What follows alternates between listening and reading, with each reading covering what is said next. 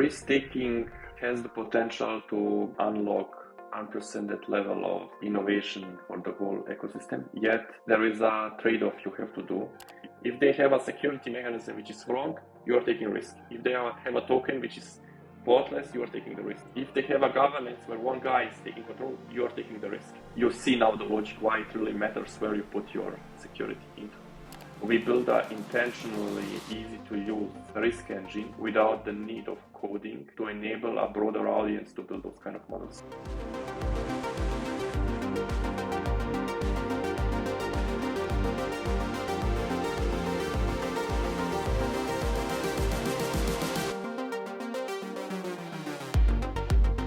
Welcome to the Interop. Today I am here with Marijo, Radman, and Benedikt Eikmanns. They are the co-founders of Alterscope. Alterscope is a new product that is quantifying risk in DeFi and in crypto generally. They're the first risk ZK coprocessor. And we're going to be diving into the topic of risk in crypto and specifically how restaking and new DeFi primitives are introducing new forms of risks that are not being accounted for by DeFi users, DeFi protocols, and institutions, and how Alterscope introduces a marketplace in order to be able to properly model and quantify those risks. Before we get started, be sure to subscribe to get notified when new episodes drop. And remember, none of what we discuss here on the Interop is investment advice. And if you enjoy this content, please consider staking with us. You can find Interop in the active set. Hey guys, thanks for joining me today. Hi, Sebastian. Hi, thank you for having us. Yeah, absolutely. I'm really interested to talk to you guys today because I think risk is a topic that is, very sort of like underappreciated in the crypto space. I think people that invest in crypto are typically risk on and are looking for the high rewards, but also the high risks associated to this asset class. But as more and more institutions are coming into this space now with the Bitcoin ETF that's been approved and hopefully the Ethereum ETF very soon, and just broadly a broader scope of products that are targeted to institutions, risk management and qualifying and quantifying risk is going to be more and more important. And so this is where Alterscope fits very nicely in this conversation. So before we get started, I'd love to hear a little bit about your background and how you got interested in this topic. Sure. I can start. So basically, I came to crypto 2016, playing around with Ethereum. And once DeFi summer popped up, my interest went into this direction. And at one point, I just decided anything besides crypto doesn't make any more sense. And since then, I'm actually full in the space. A few words about myself. Spent most of my career in corporate development space, working for major German corporations like in automotive, energy sector, and since 2018 crypto. Yes, I came to crypto in 2014. My background is, I'm coming more from the research side to the topic. So in 2014, I started writing a paper about Bitcoin use cases, interviewed a community about change tip. Back then they were doing micro tipping on Reddit with Bitcoin. So that was super early. And that caught my attention. And ever since I followed the space, wrote smaller articles, for example, about use cases in the area of energy. And in 2020 started my PhD at the Technical University of Munich in the area of DeFi platform economics. My professional background, I'm management consultant, used to work for a major strategy consultancy and mainly advised around topics of emerging technologies and mostly for governments and institutions. Great. You guys have a very interesting background, coming from the corporate and consulting side. I think for like a lot of people in crypto, don't have this sort of very corporate background. At which point did you start seeing the issue of risk management in crypto as something that was largely underserved and needed to be solved? It was during the DeFi summer. At that time, we had all these protocols coming out, providing yields of 30, 50, 60%.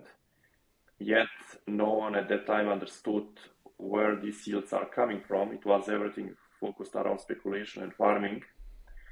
And every single project was actually focused on just getting the execution done. Risk management was not important at all. For us, it didn't make any sense because when we look at the traditional finance space, everything is actually based on risk management. It's the core of the financial industry. And we started to research in this area and realized actually why this is the case. And in hindsight, actually, it made sense. Once DeFi started, everyone was focused on execution. No one was focused on risk because there was no data. And those protocols are working in a very different way than what we know from traditional finance space. And so we had 1 or 2 years of getting a lot of those protocols, generating data. And at the end of the bull cycle, we realized, okay, why risk management is important. It started with 3-year capital crash, Terra Luna, and so on. And then everyone got aware. Luckily, we started very early on that side and managed to get the wave. And now I believe in this cycle, from the beginning, what we see, everyone is really focusing and interested in risk management. Yeah, in crypto, there's been obviously like since the beginning of crypto, there have been risks and people have taken risks and lots of money has been lost through whether that's like bridge hacks or rug pulls or smart contract security issues. I'm thinking about like the billions of dollars in bridge hacks, the DAO hack, all of the rug pulls we've seen in the last couple of years, and it really feels like 2022 and 2023 were pivotal in terms of bringing attention to the risks in this space. So you mentioned Luna, 3 Hours Capital, and FTX. Why do you think these particular events, or the companies associated to these particular events, were a catalyst in terms of shifting the focus and shifting the attention to really properly addressing risk in the space?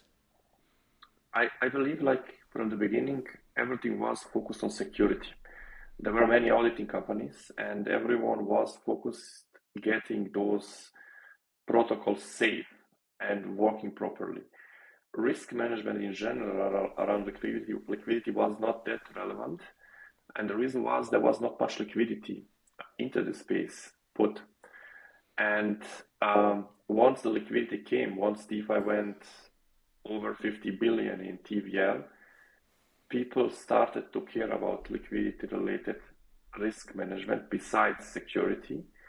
And then, due to the composability of the space, the attention went more and more in this direction.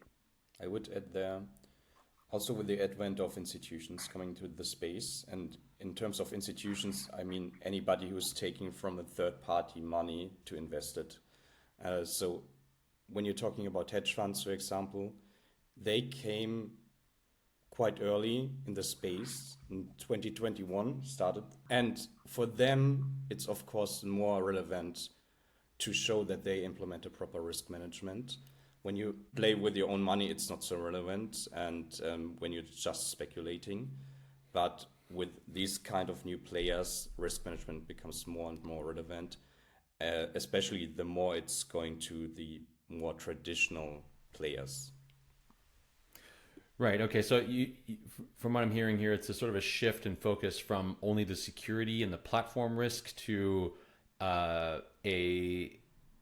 being able to quantify risk of the associated to liquidity itself. So like the quality of collateral, for example, or the risks associated to certain types of, like, say, stablecoin or asset-backed loans. This is specifically the shift that we're entering now in terms of quantifying risk in DeFi. Is that accurate?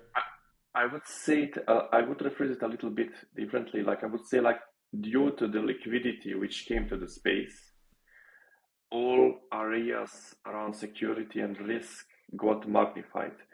That means once the liquidity is there, now tokenomics matters, governance matters, the community matters, the composability, interconnectedness matters, because so much is at stake.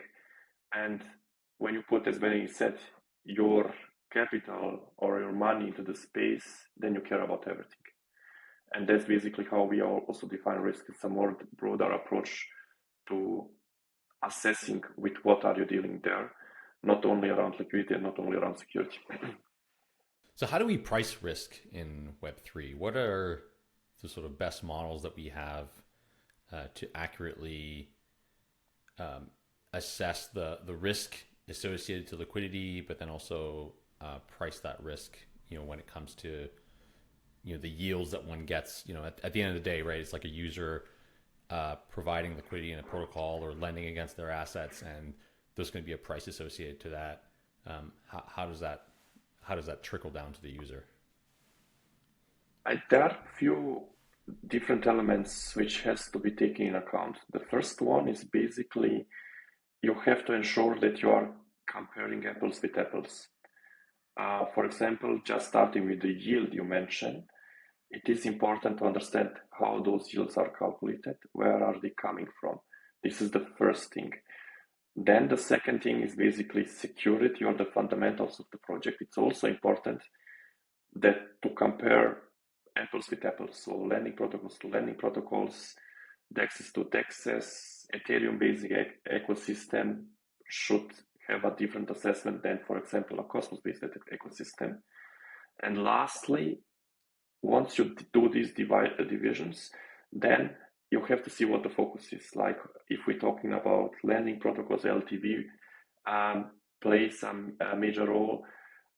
If we are talking about DEXs, trading volume is extremely important. For the risk calculation, the trading volume stability is also extremely important. And those elements play a crucial role. And you see now already here the issue. All these protocols are introduced in different methodologies. And the understanding of mine and Benedikt is also different because we have a different appetite of risk in the space. Maybe to add there, I think the key theme in crypto is there are no standards yet, how to assess risk. When you're talking about traditional finance, there are well-established standards and practices how to analyze risk, how to price risk. In crypto, we have a completely new set, a completely new space.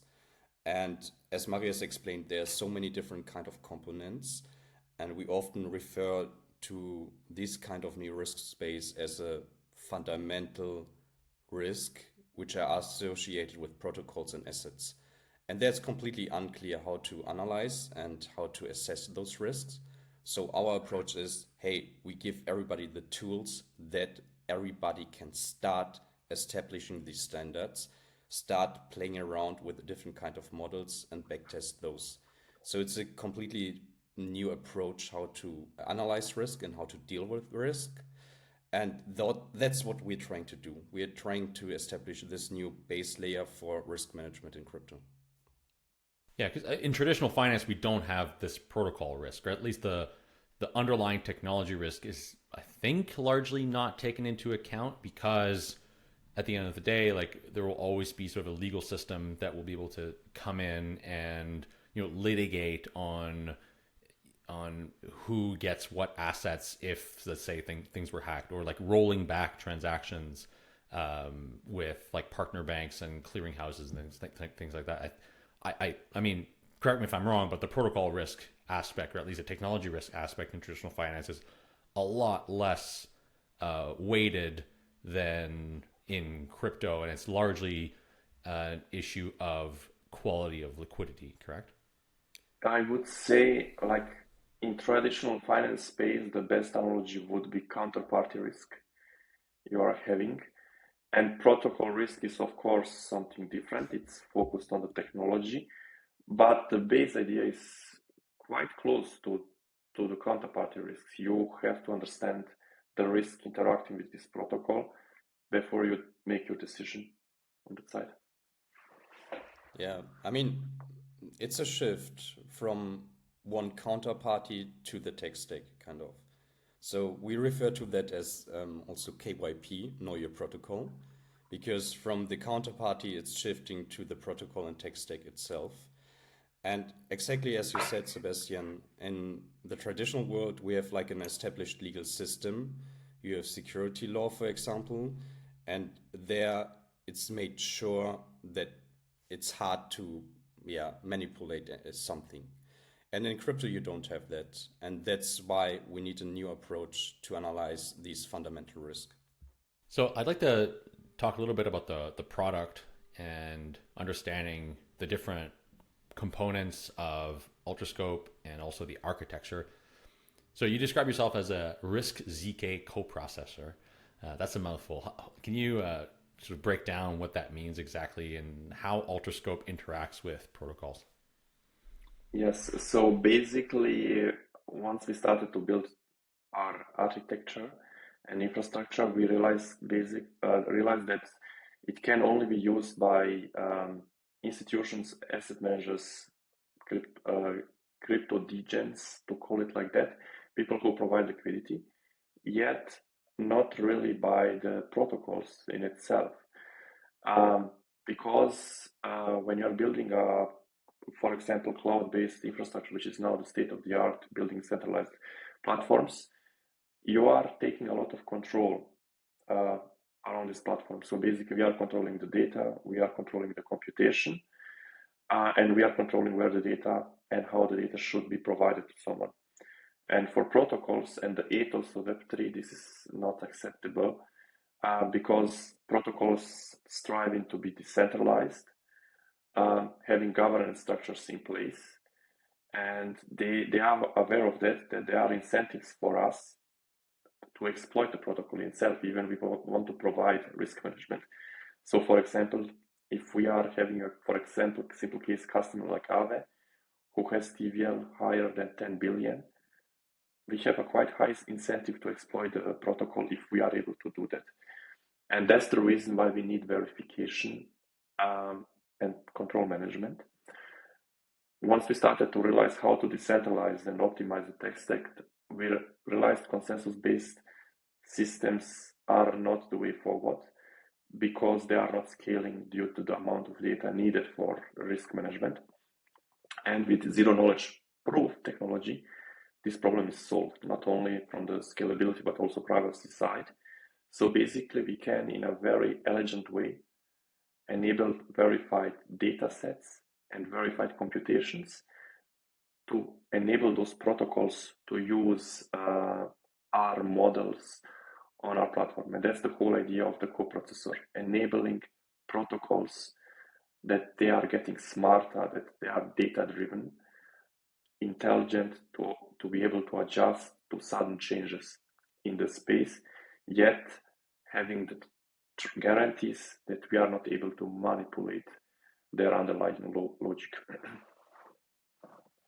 What are the data sets that go into building a model? So, consider your Aave lending protocol, for instance. If one wanted to build a risk model around that particular DeFi protocol, what data points would go into the model? And I guess there's a broader question here, which is also I think there's known knowns, but there might also be known unknown data points that go into calculating risk. And so how do those also get taken into account in the model? This is now a very interesting question. The first question should be what do you want to optimize on Aave in itself? Are these the economic parameters? Do you want to understand the exposures you have to various other protocols in the space? Do you want to understand how the oracles can impact you? And when you're taking all these elements together, you realize, of course, on-chain data is base for everything, and we are running the nodes on Ethereum and other major ecosystems like Arbitrum, Optimism, and so on by ourselves to be sure that data quality is ensured. But a lot of off-chain data matters in this space because off-chain data enriches the on-chain data. You can build more clearer and more advanced modeling. And on-chain, off-chain data of relevance is, of course, security-related data, for example, is off-chain data. but also like as we are in crypto and we have these communities, even if something happens, it can be very fast magnified, amplified through those communities. So basically data from those communities, which is also off-chain, plays a major role from the Twitter community, Reddit community, Discord community, and so on. Now the question is like, what do you want to achieve? If you want to describe an oracle, then you want to take care about the data feeds, you want to take care about the protocol itself, but you want to understand also the governance structure which is in place there, because if there is a centralized oracle, indirectly they are having a control over your protocol if they are implemented. If we are talking about economic parameters, these are mostly like on-chain related data points, and you want to understand the exposure of those liquidity or over the ecosystem, and then possible implications or triggering elements which could come from, for example, communities, like when there is a speculation wave coming and so on. So first question would be like, what do you want to achieve on the lending protocol? And then you go in this direction. Like our belief is like dealing with risk on, for example, lending protocols. One model alone is not solving the issue. You have to have many different models, from the fundamental protocol risk to understand the fundamentals of the protocols you are interacting with, up to the liquidity related models, up to the governance related models, and put all this stuff together to have a broader picture what is going on there.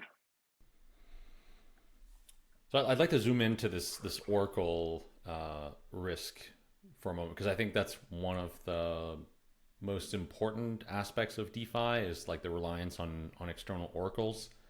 And there's, at least in the Cosmos ecosystem, there is this notion that app chains should run their own oracles if they want to have the most reliable data and also the quickest sort of data access as possible. So if we sort of look at this from the perspective of Ethereum and the reliance on protocols like Chainalysis, what are the specific kinds of data points that go into like on-chain and off-chain that go into qualifying like the risk of using a particular oracle?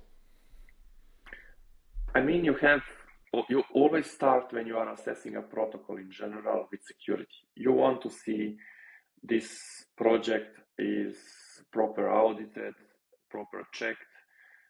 You run static assessments of the code quality to see if best practices are implemented, for example, taking SBC registers as a reference. And once you get a picture around security, you go into the direction to understand the governance. Even if the protocol is built properly, you want to be sure that there is some kind of governance structure in place and the protocol does not rely on the founders in itself. Or if this is the case, then it's just a centralized protocol. And right. then you go. But just to, on that point. So would one have to, like, because I mean, there's different layers here. You can say, okay, there's like a governance protocol that enables the protocol to be governed by the community. But then if you take a step further, there's like, okay, who are the token holders that are voting on that? Is the token distribution, is it a high token distribution, or is it concentrated within a certain amount of people? And then I think at some point you also get into, okay, what is the quality or what is the quality of token holders in terms of like how much they vote? And here you could sort of get that data on chain, but then the model, I think, and this is where I think like it starts getting a little fuzzy in terms of the quality of the data is, okay, are the people who hold the tokens, do they have competence to be able to make accurate decisions or good decisions for the protocol? And this is kind of like this qualitative data that I'm not exactly sure how that gets integrated into the model. Is that like, would that then constitute some sort of like off-chain analysis conducted by like a third party that would evaluate the quality of the outcomes for the votes? Like, this is just one example, but I think there's a lot of examples here where you start getting into this qualitative data problem that becomes difficult to quantify in like a ZK coprocessor. Yes, I mean the ZK coprocessor helps you to verify the data sets that they are immutable. But the issue, what you are explaining, is basically what is the quality of the governance you have in place. And what we are enabling is basically to our frameworks, and that was the idea from the beginning, that you can optimize, adjust, and build the models for your own needs. This is a very good example what you gave, Sebastian. You can, for example, take the governance structure of, for example, Chainlink, and realize basically there are 3 wallets. They have most of the governance power in the voting amount of tokens when you look how the voting is built up, and when you look how often they are voting. So basically you realize, okay, most of the votes or decision making is done by them. What you can then do, you can build risk models about those wallets, trying to understand how they are behaving, what is going on. You are now limited hereby because you have only on-chain data. You see their transactions, but this is the beauty of our platform. You have also a lot of off-chain context to our data. So basically you see the wallet, how he's voting, how he's behaving, how he's doing his trade. And in parallel, you can check what is going, for example, in the community, on the social media. If there is some kind of hack happening, and then you just check how this wallet behaves to those kind of events. And then you're building actually behavioral models around those users. You're getting a score. You're getting slowly there. At one point, like you are always limited on that side because you can just do as much your data have. But what we hope, those protocols will have an interesting interest to make their governance structure as transparent as possible, that they will say like these major token holders should basically give information around themselves, who are they, that people can get more detailed off-chain related models around that, and with that get the quality of the governance in place. We believe this is the next step of the evolution of everything, but now we just have to get there, that we have those models around wallets, models around protocols, models on liquidity, and then all this stuff will slowly get into this direction. So I guess my question here is then, yeah, let's maybe take a step back on the product. Who are the different participants in the risk marketplace? Who are providing the data and who's consuming the data? I mean, we build the whole platform in a way that you have data providers like us who provide on-chain and off-chain data, but we enable also third-party data providers to provide data. This data, whatever they are putting there, are going to be automatically verified. So basically, that in case if they try to attack the protocol, we can see what kind of data they provided, what happens, and they have to stake. So basically that in the case, if they attack the vector, they can lose something. The interesting part is more of who is going to build those models.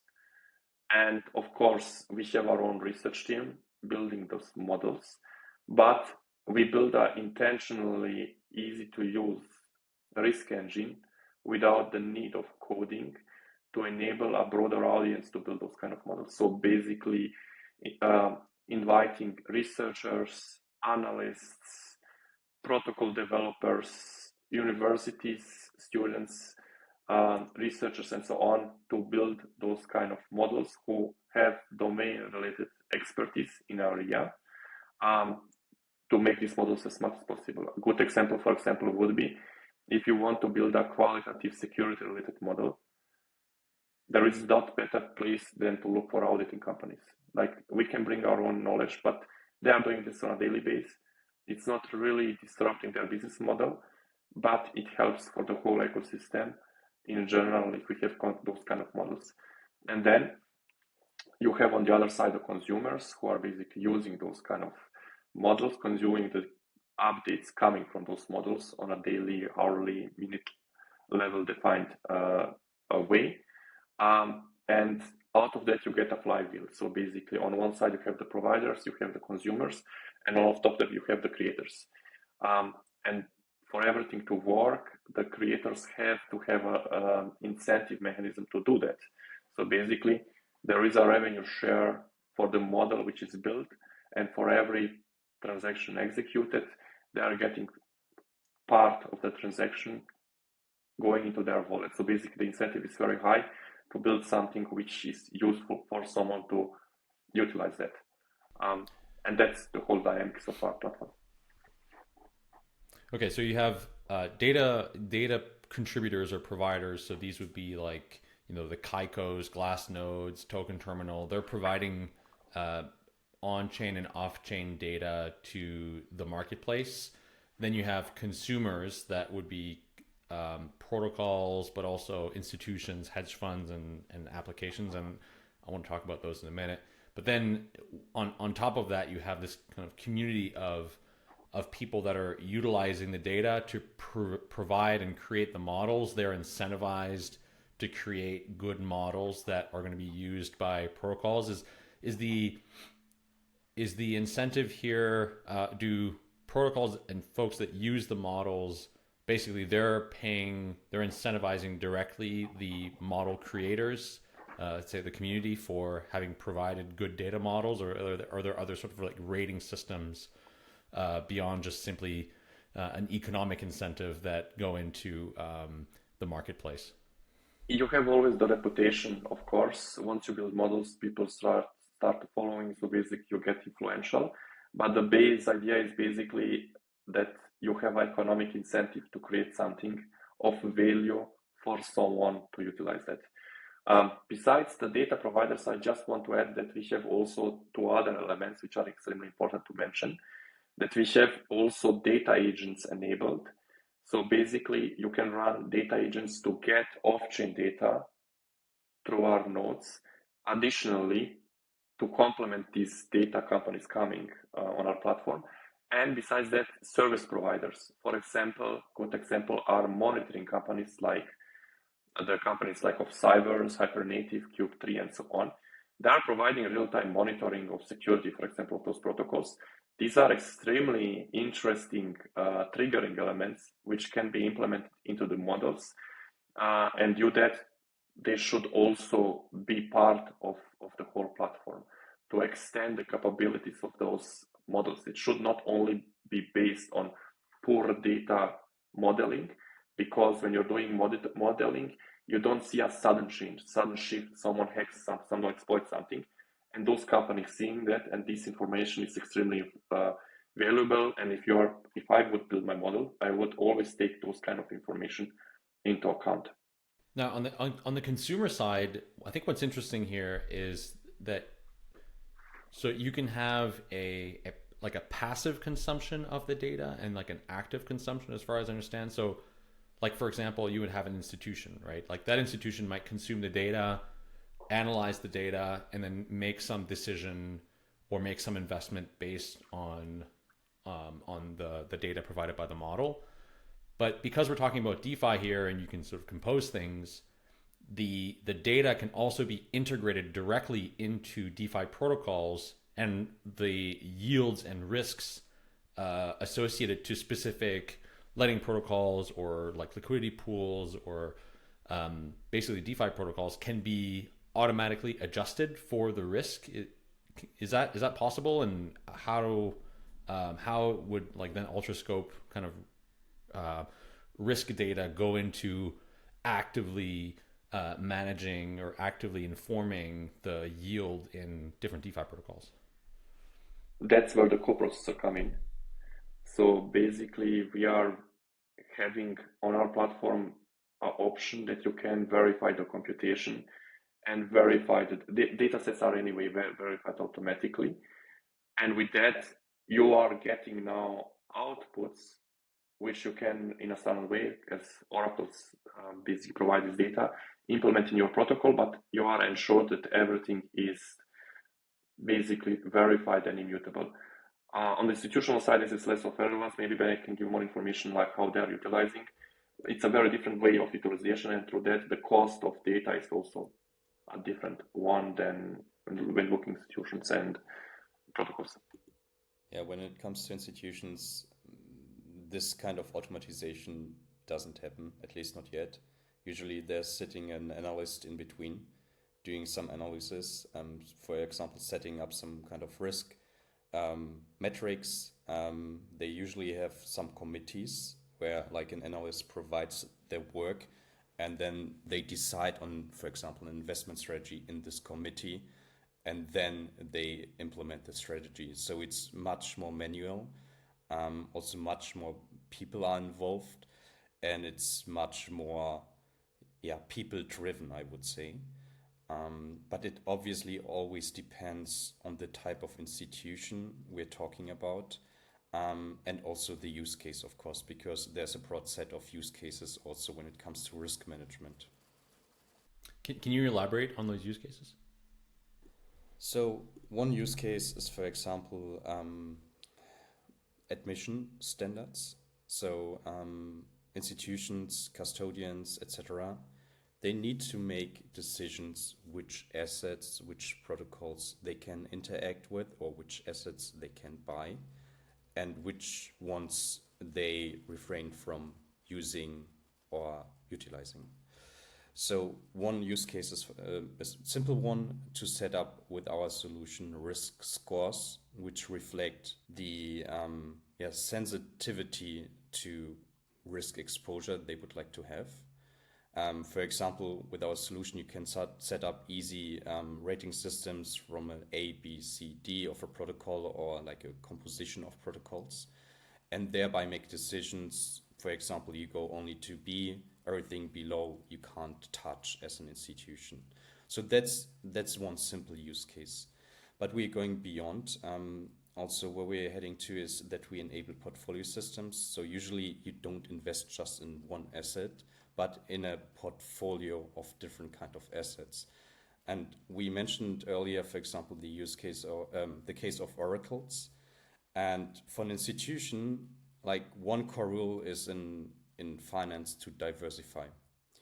So now we have this new set of risk, this technical fundamental risk. And when you think, for example, everything is secured by one oracle in your portfolio, then you might have a systemic risk in your portfolio. And that's also what we're enabling. We're providing transparency. We're also implementing this use case, especially in our platform, to also go, for example, to portfolio managers and enable them to make sophisticated decisions in how to compose their portfolio on the technical fundamental level.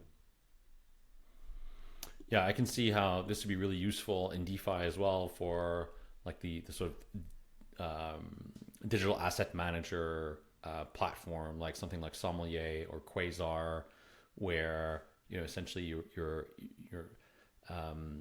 delegating the portfolio management and the asset management to an external party, and having a risk profile associated to each type of asset or each pool. You might bundle those into a basket that is generating yield and being able to attribute some kind of risk rating system. It could be, it could be sort of simplified in a sort of similar rating system as we have in TradiFi, like AAA, AA, etc., and having that being integrated directly into the protocol and perhaps also into the yields that you get. So like if you're, for example, in a really high risk vault, you might get some additional incentives for that. I think like there's lots of really interesting use cases here. Are those things that you're also thinking about with partners and DeFi protocols that you're working with?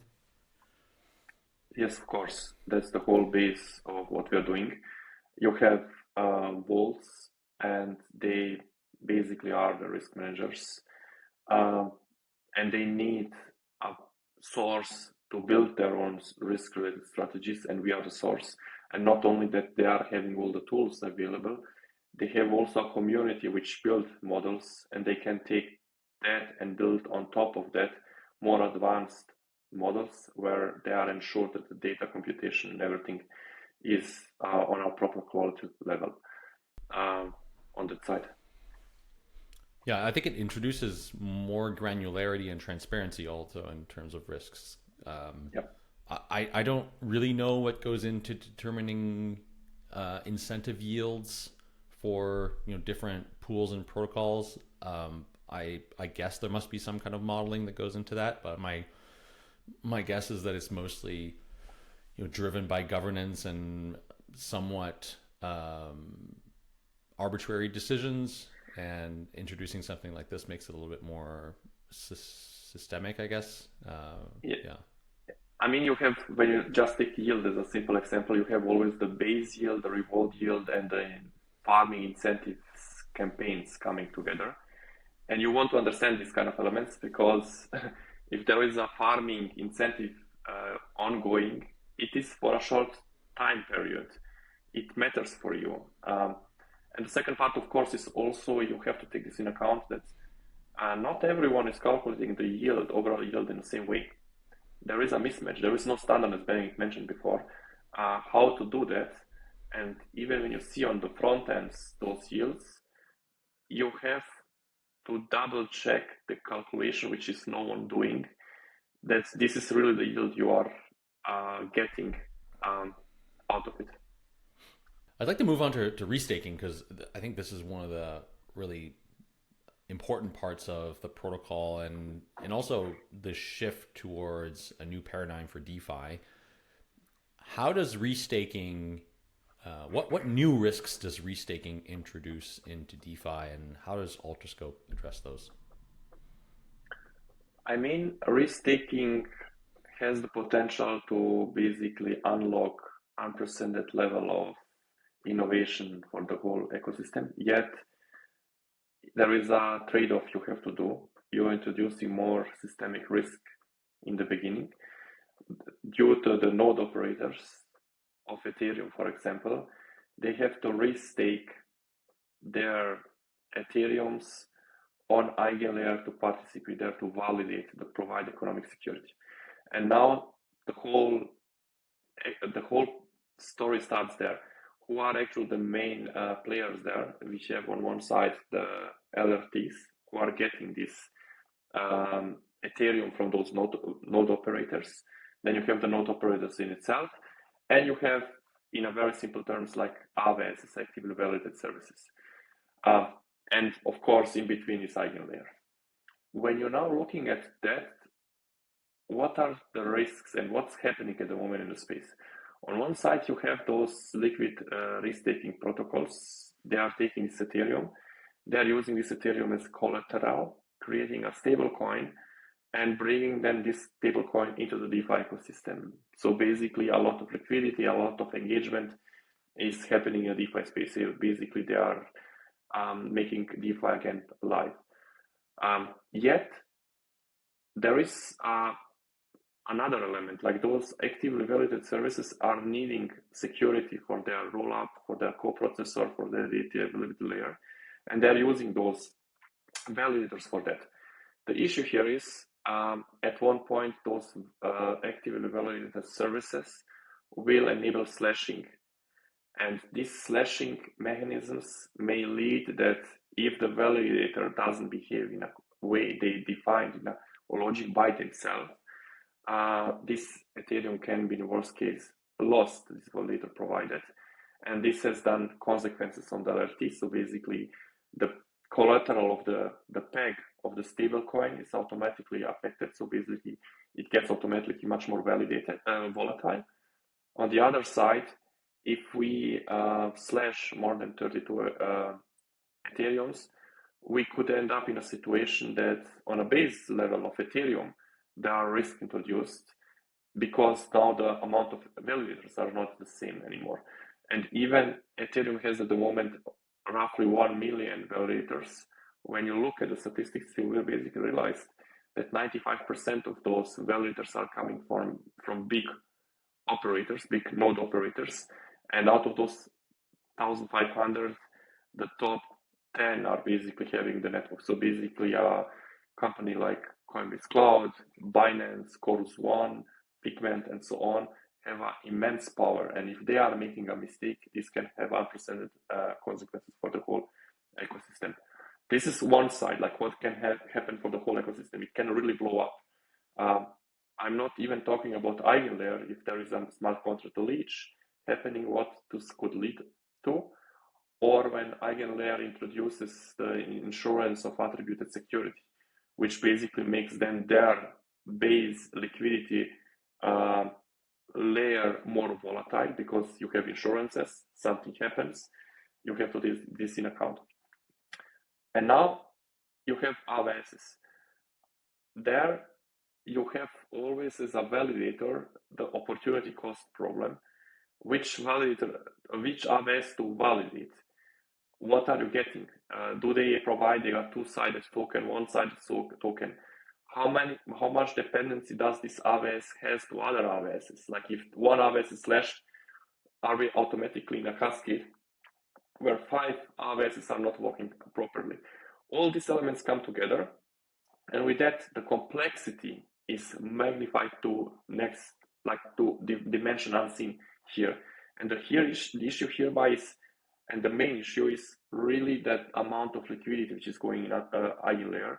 We are moving so fast, we are over 10 billion there, and I can really foresee eigen layer attracting something like 100 billion in liquidity.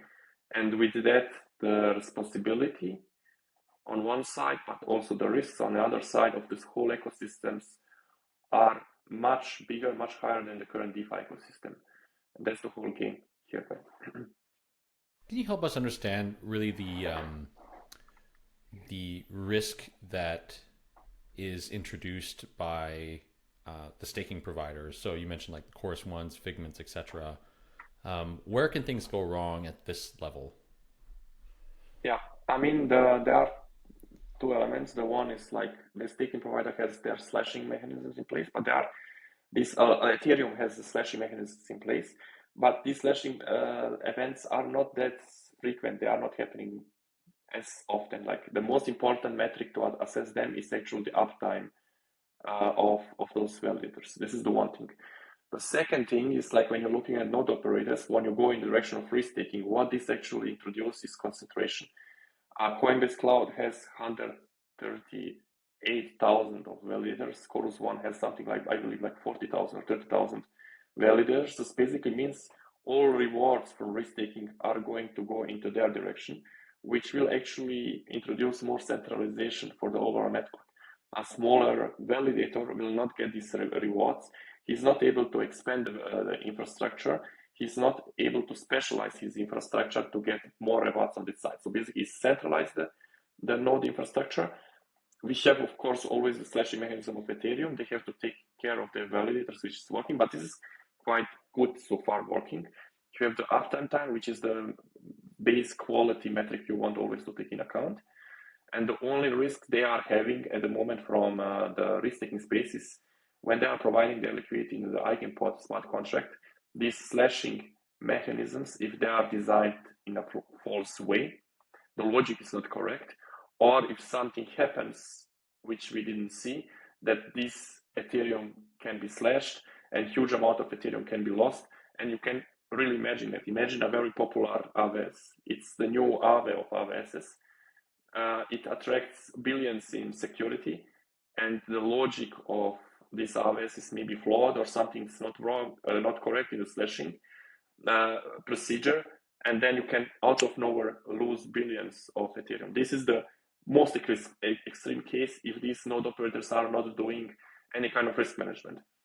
A best analogy would be like you have to see these node operators as almost like crypto asset managers.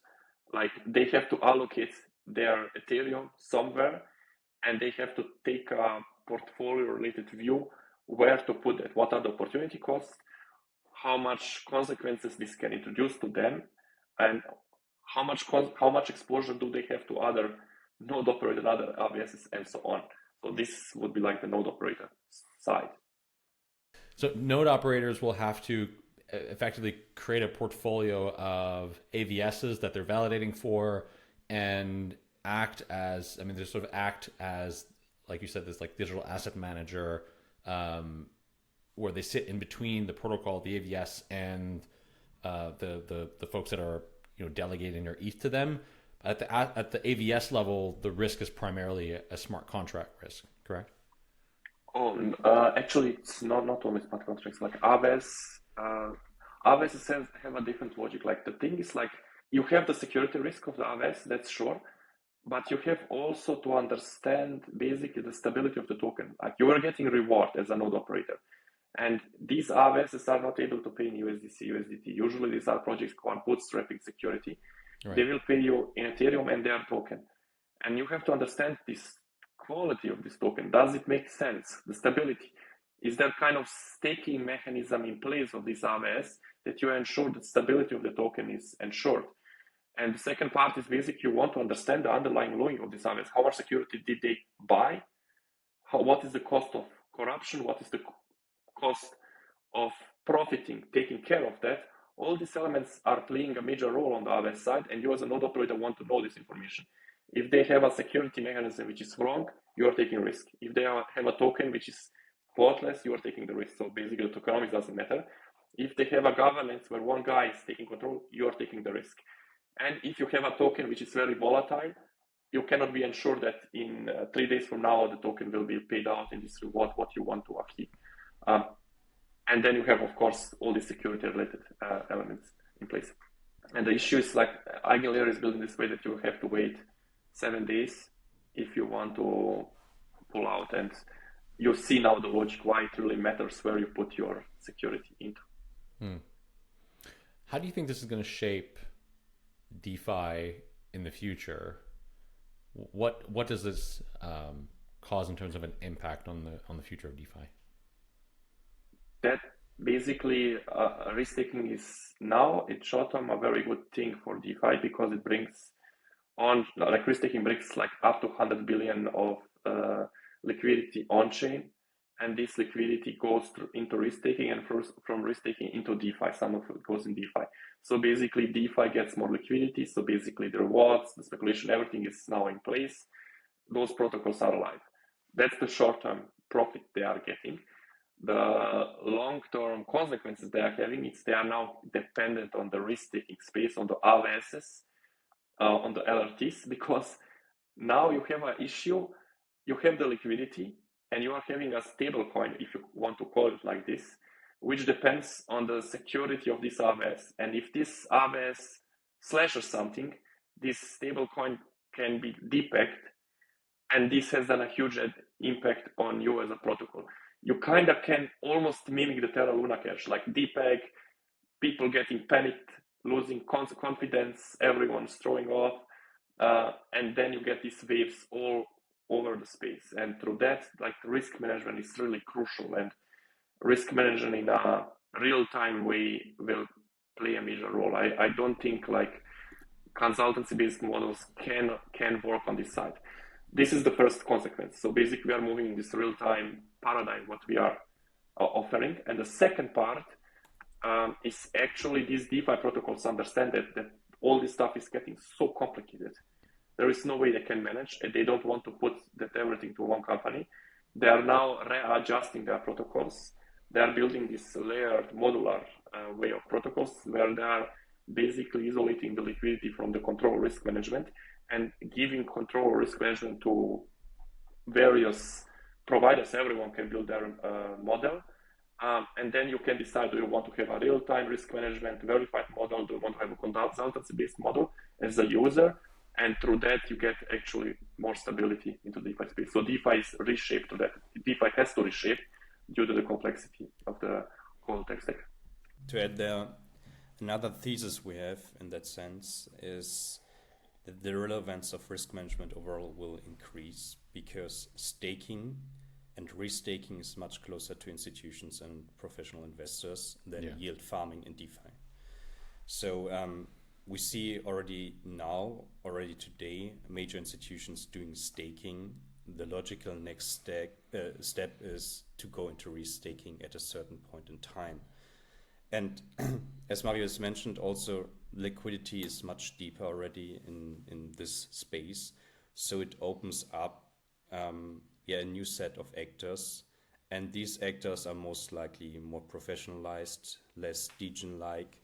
And in that sense, then always comes also risk management into play. Yeah, I think that's sort of the next step for DeFi is for the entire space to become much more institutionalized and institutional friendly. There's sort of a middle ground between full degen and full TradFi, and I think that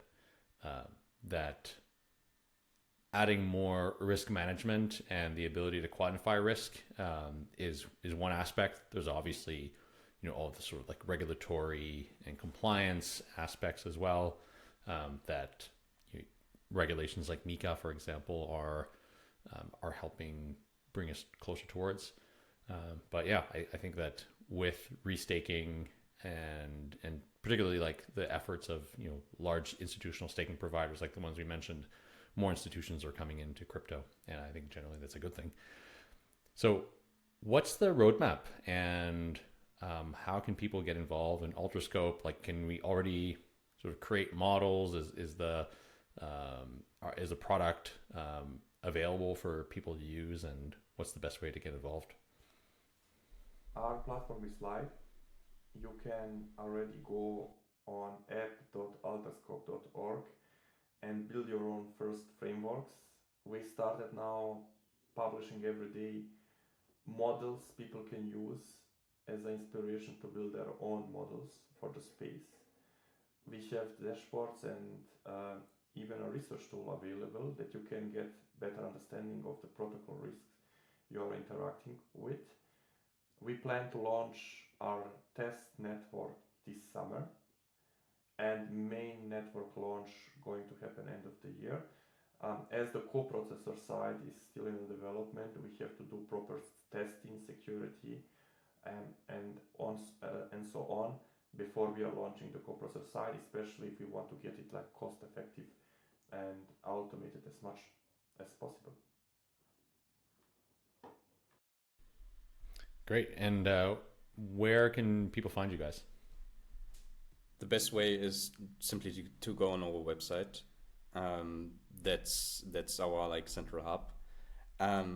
What's the website? And in terms of, the website is alterscope.org, and there you can directly access our platform. It's without sign up, so you just click on the website and can start looking around, start doing analysis of protocols. Marijo mentioned already the research tools, so that you can start comparing metrics and also build your first models.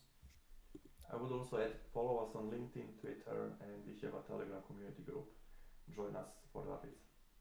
Cool. And follow Exactly. Substack, where our research team is now constantly providing updates how to utilize our risk engine.